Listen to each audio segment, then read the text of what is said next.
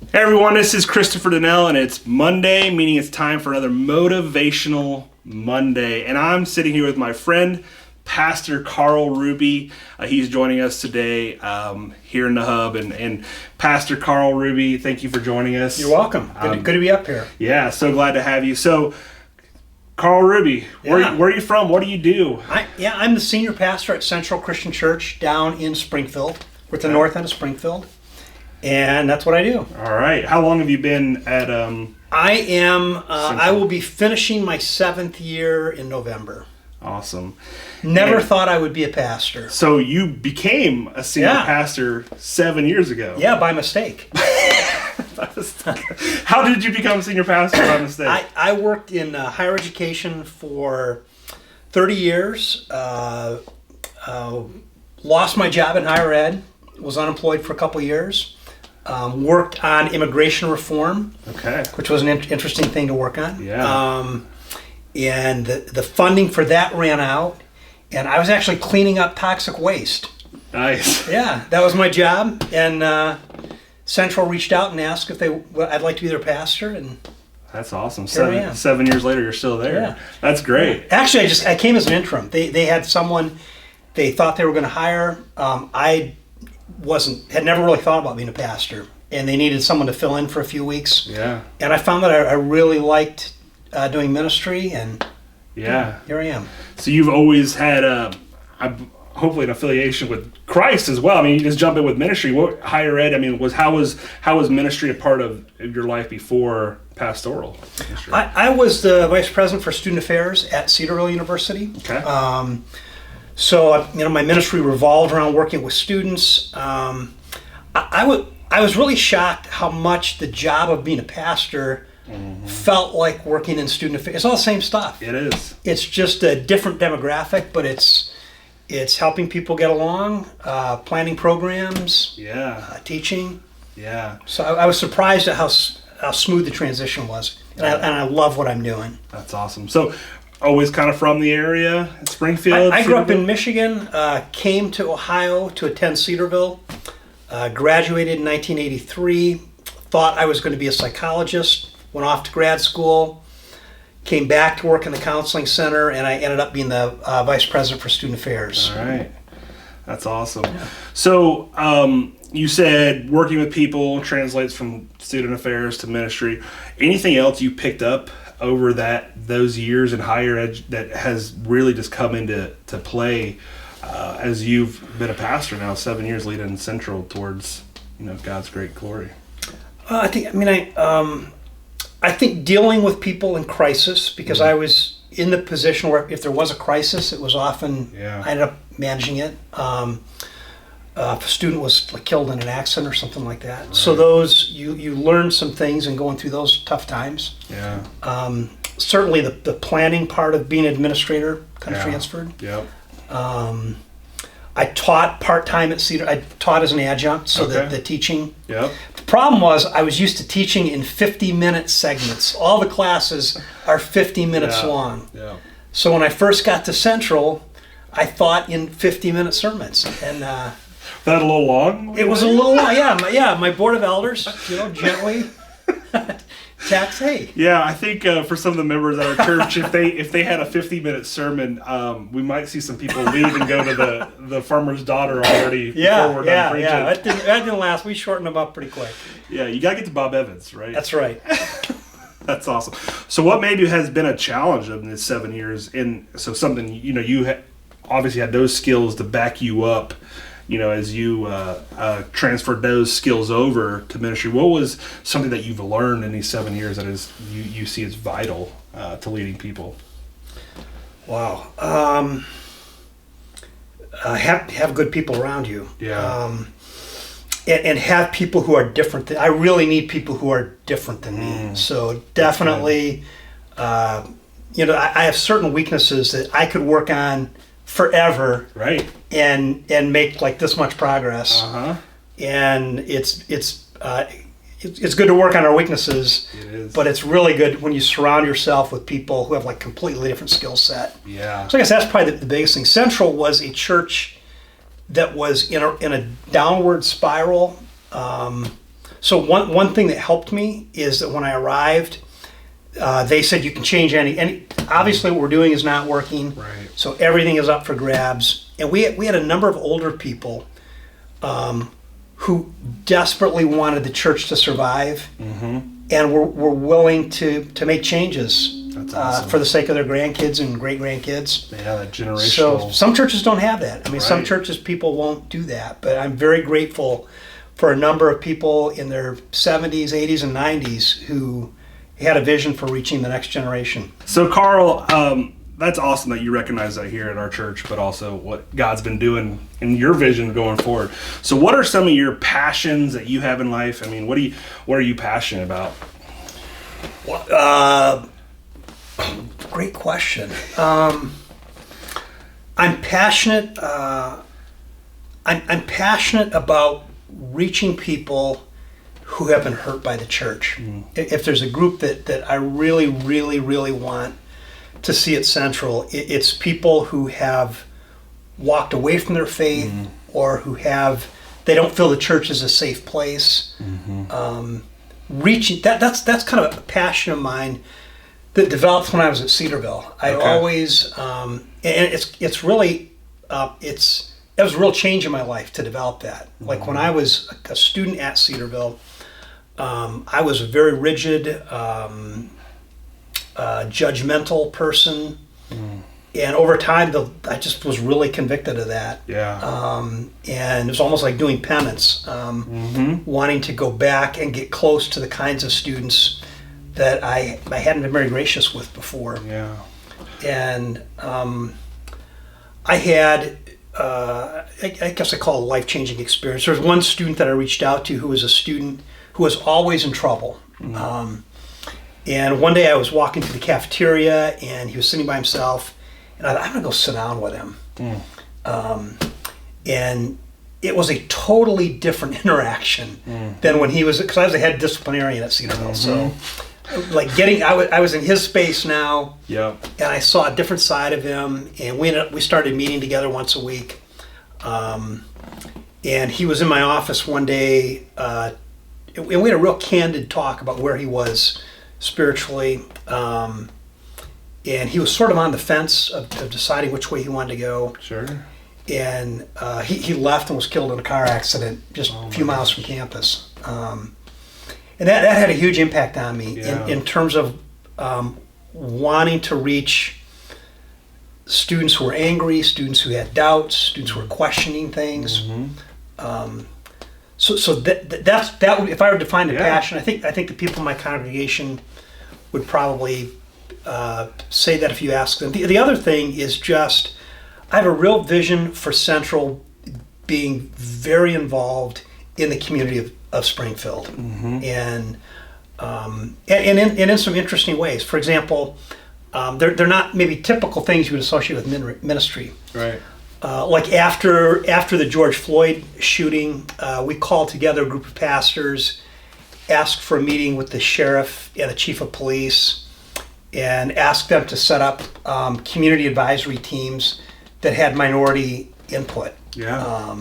And those were up and running. That's and awesome. You don't necessarily think of that as a church ministry. And I come out of an evangelical, even fundamentalist background, if you go back far enough. And like doing works of justice wasn't necessarily seen as a part of the gospel. Right. And we were missing that whole aspect of what we're called to do. Yeah. How was the response from the sheriffs and some of those other folks? Was that a welcoming embrace? I mean, was that an easy road? Yeah, it really was. They were very welcoming. I think everyone saw the need for it, and it just needed a push to get started. And we've had some things down in Springfield, even an incident very recently, where it's really helped having that team in place. Yeah, that's good. Yeah, so often we kind of try to pin change or ministry to a group of classes or activities we have to go do, but really it's all kinds of things. It is everything that we can dream up of. I was really thought about what you said about that student and how that was a shift. What I've seen in my life, and in other people is asking the questions. You know, we have the answer in Jesus, right? Yeah. That we believe is the answer. But you just can't go around telling people, believe in Jesus.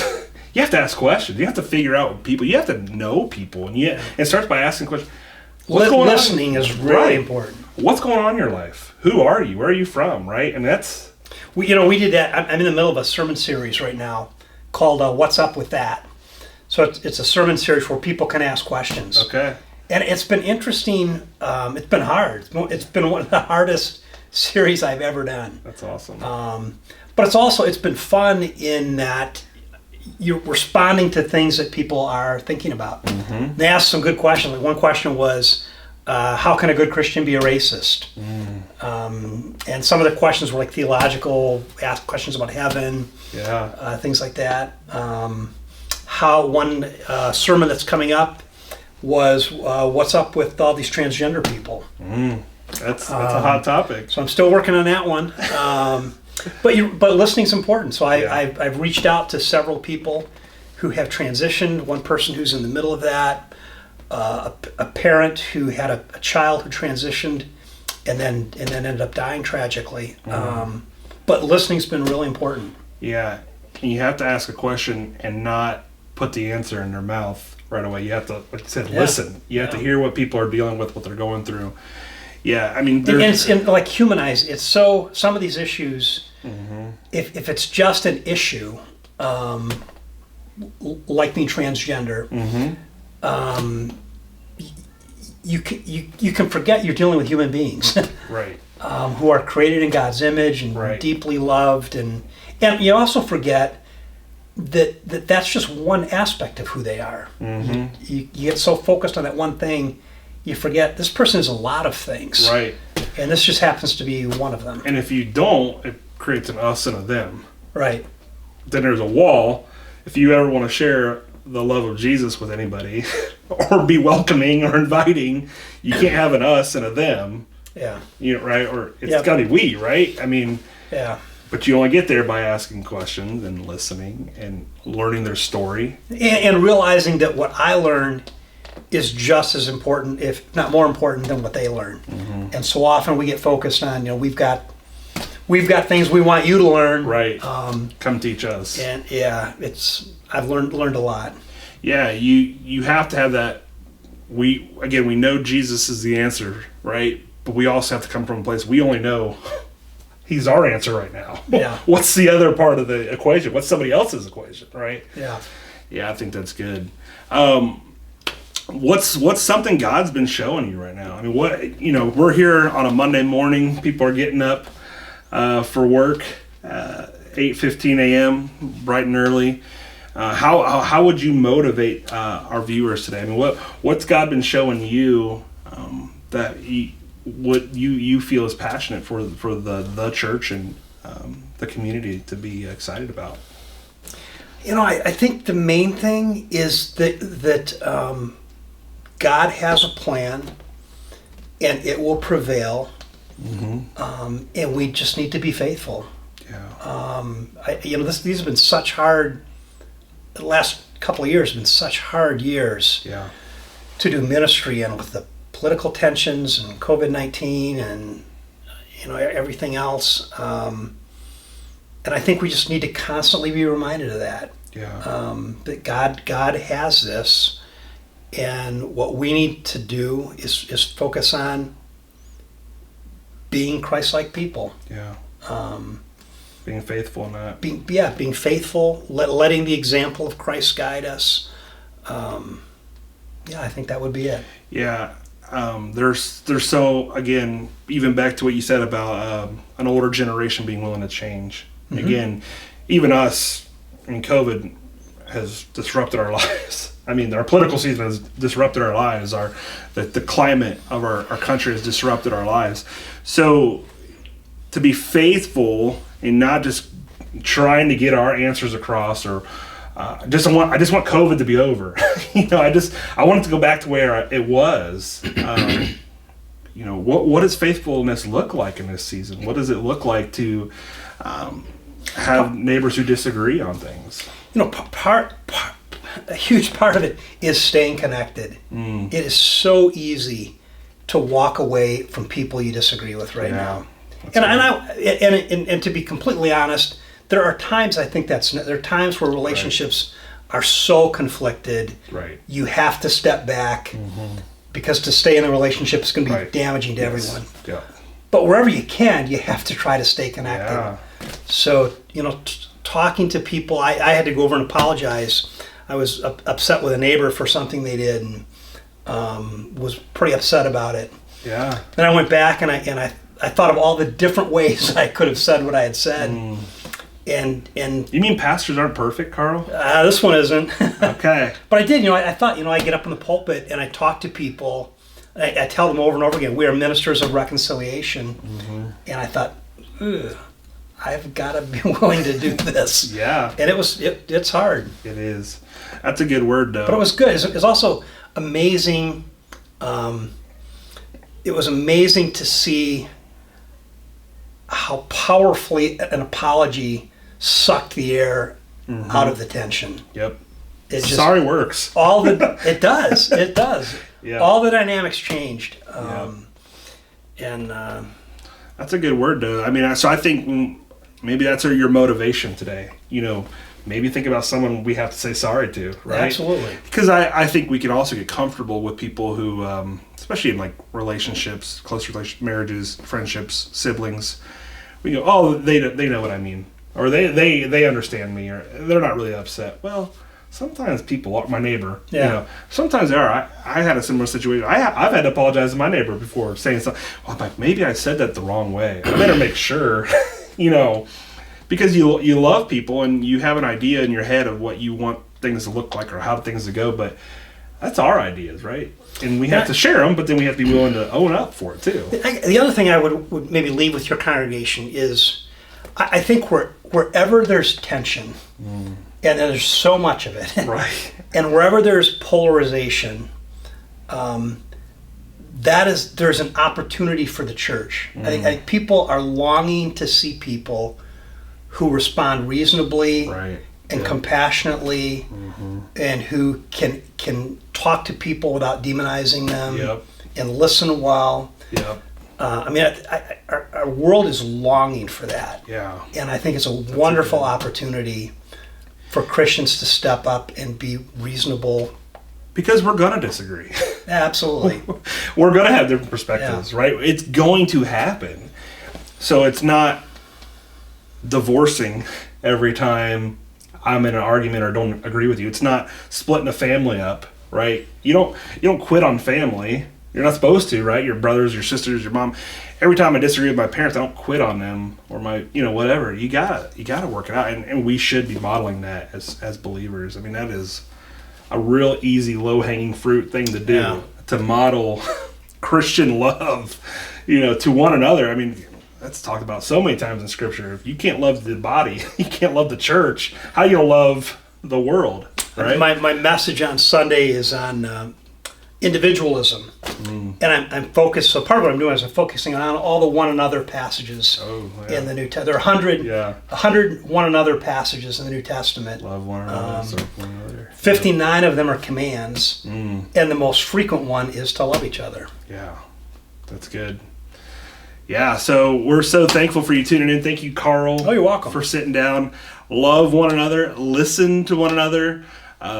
Go out of your way and say sorry to one another, even if you know you're right. Right? And when there's tension, don't run away from it. Lean into it, right? Yeah, that's good. So thanks for joining us. Hopefully you feel encouraged to go love somebody. Maybe say sorry to even somebody you don't even think through your week. Who maybe I said something wrong to, and go back and retrace your steps. It changes the dynamic of the relationship. So hope you guys have a great week. Thanks for tuning in. We'll see you next Monday. Again, Motivational Monday. We'll see you there. Bye-bye.